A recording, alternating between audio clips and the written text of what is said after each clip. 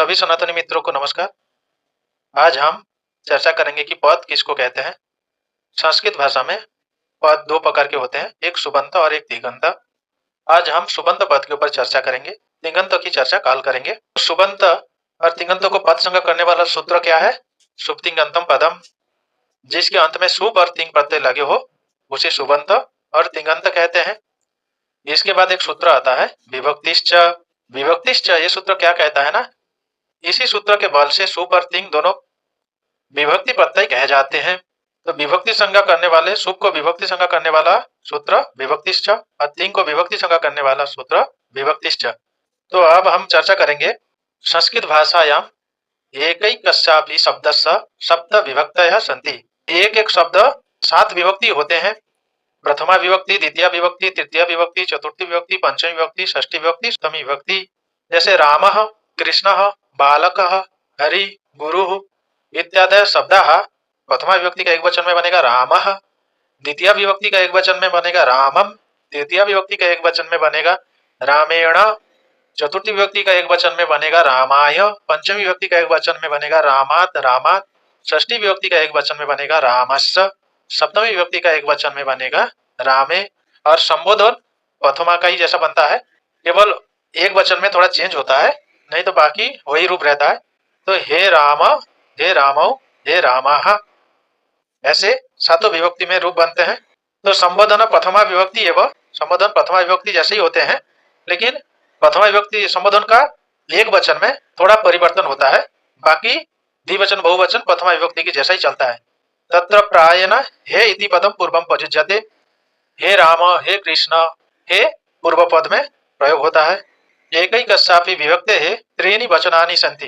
एक एक विभक्ति की तीन तीन विभाग करते हैं। प्रथमा विभक्ति में देखो एक वचन, द्विवचन, बहुवचन, एक वचनम द्विवचनम बहुवचनम इति। प्रथमा विभक्ति में भी एक वचन, द्विवचन, बहुवचन होंगे। द्वितीय विभक्ति में भी एक वचन, द्विवचन, बहुवचन होंगे। इसी प्रकार तृतीय, चतुर्थी, पंचमी, षष्ठी, सप्तमी और संबोधन सभी विभक्ति में एक वचन, द्विवचन, बहुवचन, ये त्रीणि त्रीणि वचनानि होंगे। तो प्रथमादि विभक्त अंतानाम सुबंतम इति नामः। सुप जिसके अंत में लगा हो उसको क्या कहेंगे? सुबंत। सुप और तिंग ये प्रत्याहार है, तिंग की चर्चा हम बाद में करेंगे। सुप प्रत्याहार सु से लेकर सप्तमी विभक्ति के बहुवचन सुप के पकार तक चलता है। सु और प मिलके सुप प्रत्याहार बनता है। जैसे विभक्ति प्रथमा विभक्ति, द्वितीय विभक्ति, तृतीय विभक्ति, चतुर्थी विभक्ति, पंचमी विभक्ति, षष्ठी विभक्ति, सप्तमी विभक्ति और संबोधन। उसी प्रकार एक वचन प्रथमा विभक्ति का एक वचन, द्वितीय विभक्ति का एक वचन, तृतीय विभक्ति का एक वचन, चतुर्थी विभक्ति का एक वचन, पंचमी विभक्ति का एक वचन, षष्ठी विभक्ति का एक वचन, सप्तमी विभक्ति का एक वचन और संबोधन का एक वचन। उसी प्रकार द्विवचन भी समझ लीजिए और बहुवचन भी। शुभ जो 21 प्रत्यय होते हैं वो क्या है? सु औ जस, अम औ सस, ता भ्याम भिस, गे भ्याम भस, गसी भ्याम भस, गस ओस आम, गी ओस सुप। और संबोधन में हे का प्रयोग होता है और प्रथमा विभक्ति का रूप चलता है, केवल संबोधन के एक वचन में थोड़ा परिवर्तन होता है। अब हम चर्चा करेंगे विभक्ति नाम अर्थ। तो विभक्ति से हम कैसे अर्थ निकाल सकते हैं? यथा राम शब्द, तो हम राम शब्दों के सारे आप विभक्ति से कैसे अर्थ कर सकते हैं, इसकी चर्चा आज हम करेंगे। तो देखिए मैंने 4 कॉलम बनाया है, इसमें एक में विभक्ति और कारक का चिन्ह रखा हूं, एक वचन, द्विवचन, बहुवचन ये रखा हूं। तो विभक्ति और कारक का देखो, प्रथमा विभक्ति कर्ती कारक होता है, तो कर्ता ने, कर्ती कारक का अर्थ होता है ने, कर्ता ने। द्वितीय विभक्ति में कर्म कारक होता है, कर्म कारक का अर्थ होता है कर्म को, द्वितीय विभक्ति में कर्म को। तृतीय विभक्ति में करण कारक, उसका अर्थ इस प्रकार से द्वारा। चतुर्थी विभक्ति में संपादन कारक के लिए ऐसा अर्थ करते हैं हम लोग। पंचमी विभक्ति में अपादान कारक, अपादान से। षष्ठी विभक्ति में संबंध का की के, तो संबंधों को कारक नहीं मानते। सप्तमी विभक्ति में अधिकरण कारक, अधिकरण में और संबोधन में हे, संबोधन भी कारक में नहीं आते। संबोधन में हे, अरे, रे ऐसे प्रयोग होता है अर्थ करते समय। अकारांत शब्द राम शब्द को लिया तो राम के 21 और संबोधन 3, 24 विभक्ति और उसके अर्थ कैसे निकालना है हम आज आपको समझाएंगे। जैसे रामः प्रथमा विभक्ति, राम ने, रामौ दो राम या दो राम ने। उसके बाद बहुवचन में देखो रामाः बहुत राम ने।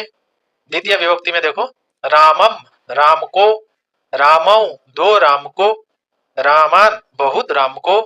तृतीय विभक्ति में रामेण, राम से, राम के द्वारा, रामाभ्याम, दो राम से, रामे ही, बहुत राम से। चतुर्थ विभक्ति में अर्थ ऐसे निकलेगा रामाय, राम के लिए, रामाभ्याम, दो राम के लिए, रामे बहुत राम के लिए। जैसे हम लोग बोलते हैं शिवाय नमः, मतलब शिव के लिए नमस्कार, ऐसे अर्थ कर लीजिएगा। उसके बाद देखो पंचमी विभक्ति में रामात, रामात दो प्रकार से रूप बनता है, तो राम से, रामाभ्याम, दो राम से, रामेभ्यः, बहुत राम से। षष्ठी विभक्ति में रामस्य, इसका अर्थ होता है राम का, राम की, राम के, रामयोः, दो रामों का, दो रामों की, दो रामों के, ऐसे अर्थ कर लीजिएगा। रामाणाम, बहुत रामों का, बहुत रामों के, बहुत रामों की। सप्तमी विभक्ति में रामे, मतलब राम में, राम पर में हो तो, रामयोः, दो राम में, रामेषु, बहुत रामों में। देखो संबोधन में हे राम, इसका अर्थ होता है हे राम, हे रामो, हे दो रामो, हे रामाः, हे बहुत रामो।